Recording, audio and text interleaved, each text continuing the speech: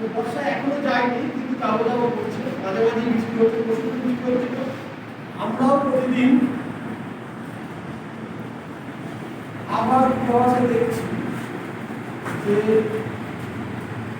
বর্ষা কোনো সময় হবে কিনা, বর্ষা এবং তোমরা দেখবে ওদের যে খুব তেজ, সেই তেজটা কিন্তু অনেকটাই চলে গেছে। এখন আর রৌদ্রের সেরকম তেজ নেই, রৌদ্রটা অনেক বৃষ্টি হয়ে গেছে।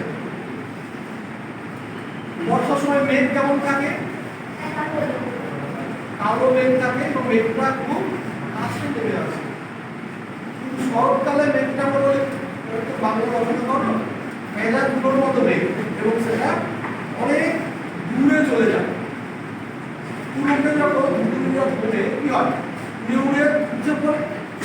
মেঘটা খুব সেরকম আমাদের মনোরঞ্জন পাবে, সেটা করবে কি করবে না। মেঘগুলো সব দূর আকাশে, পাচ্ছে না ঠিক বুঝতে, করবে না। অর্থাৎ আমাদের মন কিন্তু আর এখানে নেই, আমাদের মন উড়ে গেছে, আমাদের মন। কারণ আমাদের বাঙালিদের সব থেকে বড় উৎসব হচ্ছে দুর্গাপুজো। উৎসব আমাদের মন ডাক দিয়েছে, চলো আমরা দূরে যাই, ওর হাতে হাত ধরি। এই কটা দিন অন্তরের সমস্ত মলিনতা তোমরা অন্তর থেকে বের করে দাও। অন্তর কিন্তু মলিন, আমার এই